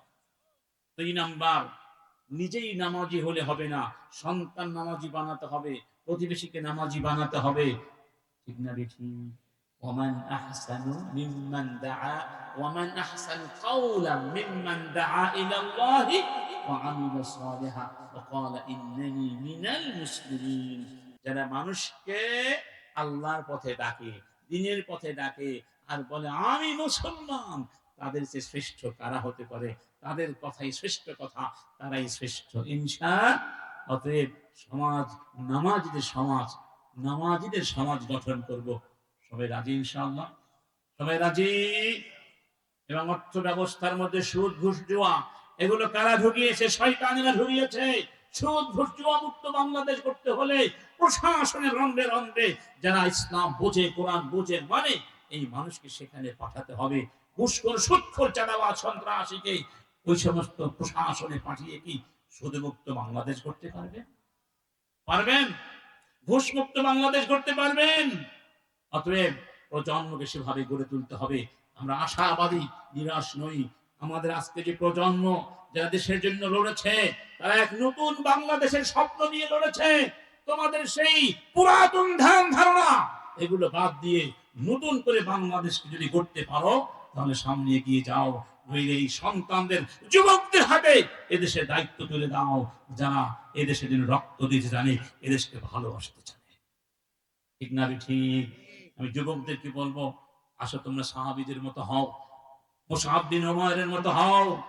এই জাতি নেতৃত্ব গ্রহণ তোমাদের করতেই হবে, আজকে হোক আর কালকে হোক। অতএব সততা, ইনসাফ এবং বৈষম্যমুক্ত বাংলাদেশ করার সেই স্বপ্ন তখনই বাস্তবায়িত হবে যখন কোরআনের আলোয় এই সমাজকে আমরা গড়তে। এই ব্যাপারে কারো কোনো দ্বিমত আছে? দ্বিমত আছে? তাহলে কোরআনের কথা বললে তাদের মাথা কেন গরম হয়ে যায়? কথা ঠিক না বেঠিক? আমার বন্ধুগণ, আসুন আমরা কোরআনের সঙ্গে থাকবো। আর এই কোরআন গুলো কোথায় পড়ানো হয়? মাদ্রাসায়। কোথায়? আজকে একজন বড় দার্শনিক, বাংলাদেশে বড় বড় শিক্ষিত মানুষ বলছে, আমি জীবনে স্কুল কলেজে কোনোদিন কোনো শিক্ষক বলতে শুনি নাই যে আল্লাহ আমাদেরকে ইবাদত করার জন্য সৃষ্টি করেছে। একটা পত্রিকায় এটা কাটিং দিয়েছে, তাও কালবেলা পত্রিকা। কোন পত্রিকা দেখেন না আপনারা? লিখেছে। তাহলে বোঝা গেল এই মাদ্রাসাগুলো ছিল, এগুলোকে ধরে রাখতে হবে ইনশাআল্লাহ। এই প্রতিষ্ঠানের সাথে সবাই থাকবে ইনশাআল্লাহ। এই প্রতিষ্ঠানকে আগামী দিন আরো সমৃদ্ধ করতে হবে। এখান থেকে দার্শনিক তৈরি হবে, বড় বড় আলেম তৈরি হবে, যাদের মাধ্যমে পৃথিবীতে আবার নতুন করে ইসলামের শাসন আসবে। আমরা মোটেই নিরাশ নই। আজকে না হোক 100 বছর পরে হলেও এই দেশ ইসলামী দেশ হবে, গোটা বিশ্ব ইসলামী বিশ্ব হবে। মুহাম্মদ রাসূলুল্লাহ সাল্লাল্লাহু আলাইহি ওয়াসাল্লাম আমাদেরকে বলে গেছেন, লা ইয়াবলুগান্না হাযাল আমরু মা বালাগাল লাইলু ওয়ান নাহার। এই মহাবিশ্বের যেখানে যেখানে দিনের আলো গিয়ে পৌঁছায়, রাতের আধার গিয়ে পৌঁছায়, সেখানে ইসলাম প্রতিষ্ঠিত হয়ে যাবে। অন্য আয়াতে, অন্য হাদিসে বলা হয়েছে, ইন্নাল্লাহা যাওয়ালিয়াল আরদা ফারাআইতু মাশারিকাহা ওয়া মাগারিবাহা ওয়া ইন্না উম্মতি সায়াবলুগু মুলকুহা মা যুবিয়ালি। মহাবিশ্বকে আমার সামনে সংকুচিত করে উপস্থাপন করা হয়েছিল। আমি সব দেখেছি, মাশরিক থেকে মাগরিব পর্যন্ত আমি সব জায়গায় আমার উম্মতের মুলক সাম্রাজ্য প্রতিষ্ঠিত হয়ে যাবে। তার মানে হলো আল ইসলামু সায়ানতাসিরু দীনান ওয়া দাওলাতান শরীআতান ওয়া আকীদাতান। ইসলাম একসময় বিজয়ী হবে ধর্ম হিসাবে এবং রাষ্ট্র ব্যবস্থা হিসাবে। আর কিছু থাকবে না। মুহাম্মদ রাসূলুল্লাহ এই বিজয়ের সূচনা করে চলে গেছেন। এই বিজয়ের পূর্ণতা সাধিত হবে, মহা বিজয় অর্জিত হবে তার উম্মতের হাতে। যতদিন তা হবে না, ততদিন কিয়ামত হবে না ইনশাআল্লাহ। অতএব নিরাশ হওয়ার কোনো কারণ নাই। 16 বছর আপনারা নিরাশ হয়ে, অনেক নিরাশ হয়ে গিয়েছিলাম। হাসিনা না মরলে আর কোনো উপায় নাই। ভোটও জীবন দিতে পারবো না, ঠিক না? এজন্য অনেকে দোয়া করেছেন, আল্লাহ হাসিনাকে তাড়াতাড়ি নিয়ে যাও, করেন নাই? কিন্তু আমরা নিরাশ হয়েছি, নিরাশ হই নাই। নিরাশ হওয়া হারাম। আজকে যা কল্পনা কালকে তা বাস্তব হবে, কালকে যা বাস্তব কালকে তা কল্পনা হয়ে যাবে। আজকের দুর্বল কালকে সবল হয়ে যাবে, আজকের সবলেরা কালকে দুর্বল হবে। থাকতে পারি, এই কোরআনের সঙ্গে থাকতে পারি, আমরাই শক্তিশালী, আমরাই বিজয়ী। আমাদের কোনো পরাজয় নেই।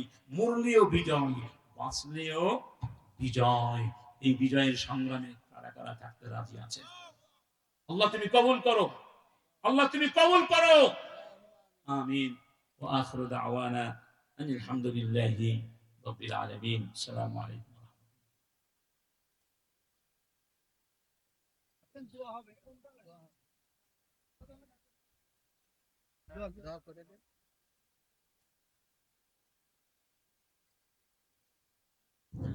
اللهم آمين. ربنا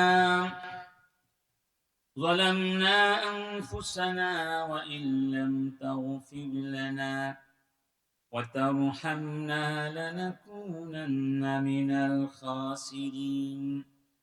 ربنا فاغفر لنا ذنوبنا وكفر عنا سيئاتنا وتوفنا مع الأبرار.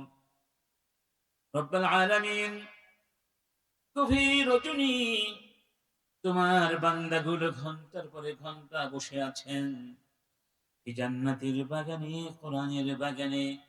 দুনিয়ার কোনো মোহনী নয়, কোনো স্বার্থের কারণে নয়, তোমার মহব্বত পাওয়ার জন্য, তোমার মাগফিরাত পাওয়ার জন্য।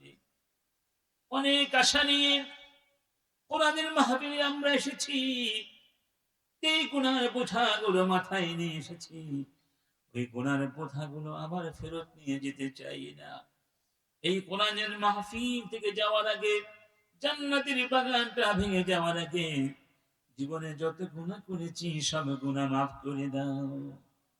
তুমি আমাদের সেই দয়ালু রব, আমাদের মতো সীমা লঙ্ঘনকারীদেরকে বারবার ডেকে বলে যাও, قل يا عبادي الذين أسرفوا على أنفسهم لا تقنطوا من رحمة الله إن الله يغفر الذنوب جميعا إنه هو الغفور الرحيم. হে আমার গোলামেরা, সীমা লঙ্ঘন যারা করেছো নাফরমানির ক্ষেত্রে নিরাশ হইও না। আমি আল্লাহর কাছে ক্ষমা চাও, আমি সব ক্ষমা করে দেব। ওয়া আনিবু ইলা রাব্বিকুম ওয়া আসলিমু লাহু মিন ক্বাবলি আন ইয়াতিয়াকুমুল আযাব সুম্মা লা তুনসারুন। হে আমার গোলামেরা, আমার কাছে ফিরে এসো, আমার মতো ঈমান আর ইসলাম মেনে নাও। শাস্তি আসার আগে ক্ষমা চাও, ক্ষমা করে দেব। রব আমাদেরকে ধ্বংস করে দিও না, আমাদের উপরে রাগ করো না, আমাদের নাফরমানির কারণে অভিমান করে তাড়িয়ে দিও না, কারণ তুমি ছাড়া আমাদের কোনো রব নাই। অনেক সময় আদরের মা জননী সন্তানের সাথে রাগ করে। ছোট্ট বাচ্চা বারবার দুষ্টামি করলে মা তাকে ঘর থেকে বের করে দেয়, বলে আর বাসায় আসতে পারবি না, খাবারও দেব না। ওই ছোট্ট বাচ্চাটি রাগ করে বের হয়ে যায়, সারাদিন রাস্তায় রাস্তায় ঘোরে, মায়ের মতো কেউ তো ডাকে না, খাবার তুলে দেয় না। বাচ্চাটি বুঝতে পারে মায়ের মতো আপনার কেউ নেই। আবার ঘরে আসে, দরজায় নক করে, মা গো দুয়ার খুলে দাও। মা বলে খুলবো না, এখনো মায়ের রাগ কমেনি। সন্তান বলে মা দুয়ার দুষ্টামি করো না, দুয়ারটা খোলো মা।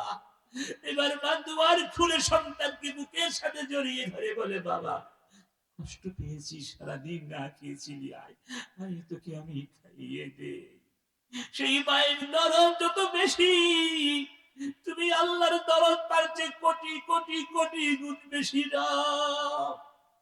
তাই তো তোমার কাছে ফিরে এসেছি, আমাদের গুনার কারণে আমাদেরকে তাড়িয়ে দিও না।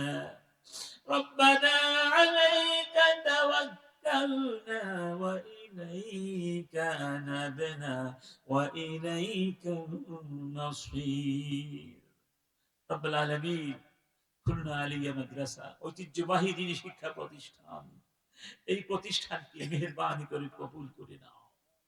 তোমার যে বান্দাগুলো এই প্রতিষ্ঠান করেছিলেন, অনেকেই নাই দুনিয়া থেকে বিদায় নিয়ে গেছেন। এই প্রতিষ্ঠানের সঙ্গে যারা সম্পৃক্ত ছিলেন, যারা চলে গেছেন, তাদের কবরকে জান্নাতের টুকরো বানিয়ে দিও। যারা বেঁচে আছেন আল্লাহ হায়াতে তাইয়্যিবা দান করো, গুনাহগুলো মাফ করে দাও, জীবনে বরকত দিয়ে দাও। এই প্রতিষ্ঠানকে বিশ্বের মধ্যে অন্যতম সেরা একটি প্রতিষ্ঠান বানিয়ে দাও। এই প্রতিষ্ঠান থেকে মান সম্পন্ন বিশ্বমানের কোরআন এবং সুন্নাহর আলেম তৈরি করে দাও। এই প্রতিষ্ঠান থেকে কোরআনের আলো এলাকার ঘরে ঘরে ছড়িয়ে দাও। এই প্রতিষ্ঠানে লেখাপড়া করে বিশ্বের বিভিন্ন দেশে যারা ছড়িয়ে পড়েছেন নাও, তাদের সবাইকে তুমি কবুল করে নাও। এই প্রতিষ্ঠানের প্রাক্তন অধ্যক্ষ মাওলানা সালেহ সাহেব আজকে এসেছিলেন, অসুস্থ মানুষ, রব্বুল আলামিন তাকে সুস্থ করে দাও, হায়াতান তাইয়্যিবা দিয়ে দাও, জীবনের নেক আমলগুলো মেহেরবানি করে কবুল করে নাও। এই প্রতিষ্ঠানের বর্তমান অধ্যক্ষ ডক্টর মাওলানা রহিম ভাই, ছাত্র জীবন থেকে তাকে আমি শ্রদ্ধা করি, সম্মান করি। জ্ঞানের পিপাসু ছিলেন, বই পোকা ছিলেন। রব্বুল আলামিন তুমি তার যোগ্যতা আরো বাড়িয়ে দাও। এই প্রতিষ্ঠানের সমস্ত শিক্ষকদের যোগ্যতা বাড়িয়ে দাও, ছাত্রদের যোগ্যতা বাড়িয়ে দাও। এই মাহফিল আয়োজন করতে গিয়ে যারা কষ্ট করেছেন, নির্ঘুম রাত কাটিয়েছেন, রব্বুল আলামিন টাকা দিয়েছেন, পয়সা দিয়েছেন, সাহায্য সমর্থন করেছেন, ছোট বড় কম বেশি সবাইকে তুমি কবুল করে নাও। বিনিময়ে কিয়ামতের কঠিন ময়দানে তুমি সবার জন্য জান্নাতকে ওয়াজিব করে দিও। রব্বুল আলামিন, এই জমিনে তোমার কোরআনের কথা বলতে গিয়ে, দ্বীনি আন্দোলন করতে গিয়ে, তোমার কোরআনের বিজয়ের যে সূচনা বিশ্বনবী করে দিয়েছিলেন, সেই কোরআনের বিজয়ের ধারাকে অব্যাহত রাখার জন্য কোরআন ভিত্তিক সমাজ রাষ্ট্র শিক্ষা ব্যবস্থা সামগ্রিকভাবে জীবনকে বিনির্মাণ করবার জন্য যারা সংগ্রাম করছেন, কষ্ট করেছেন, করছেন, করবেন, রব্বুল আলামিন তাদের সবাইকে কবুল করে নাও। আল্লাহ, বিশেষ করে এই বাংলার জমিনে কোরআনের কথা বলার কারণে যাদেরকে ফাঁসি দেওয়া হয়েছে, যাদেরকে আয়না ঘরে নিয়ে শাস্তি দেওয়া হয়েছে, জুলুম করা হয়েছে, জেলখানায় নিয়ে, হাসপাতালে নিয়ে খুন করা হয়েছে, এদেশের তাওহীদি জনতার কণ্ঠস্বর, হৃদয়ের মণি, চোখের মণি আল্লামা সাঈদী সহ রব্বুল আলামিন তাদের সবাইকে শাহাদাতের মৃত্যু দান করো। রব্বুল আলামিন আমাদের বুকের মধ্যে সাহস দিয়ে দাও, শক্তি দিয়ে দাও, যোগ্যতা দিয়ে দাও, যে কোনো চ্যালেঞ্জ মোকাবিলা করে তোমার জমিকে যেন কোরআনময় করতে পারি, সেই তৌফিক আমাদেরকে নসিব করে দাও। আমাদের সন্তানেরা যারা জীবন দিল ফ্যাসিবাদের বিরুদ্ধে লড়তে গিয়ে, আল্লাহ তাদের সবাইকে শাহাদাতের সম্মান দান করো। রব্বুল আলামিন তাদের বাবা মায়ের মনে সান্ত্বনা দিয়ে দাও, আহতদেরকে তুমি সুস্থ করে দাও। এই জমিনকে তুমি ফ্যাসিবাদ জুলুম মুক্ত জমিন বানিয়ে দাও। সব ধরনের জুলুম আগ্রাসন থেকে এই দেশকে হেফাজত করো। রব্বুল আলামিন তোমার পক্ষ থেকে সাহায্য পাঠিয়ে দাও। প্যালেস্টাইনের মুসলমানদের জন্য সাহায্য পাঠিয়ে দাও। দুনিয়ার সমস্ত মাজলুমদেরকে সাহায্য করো আল্লাহ। কঠিন পরীক্ষা করো না, যেন পাস করতে না পারি আল্লাহ।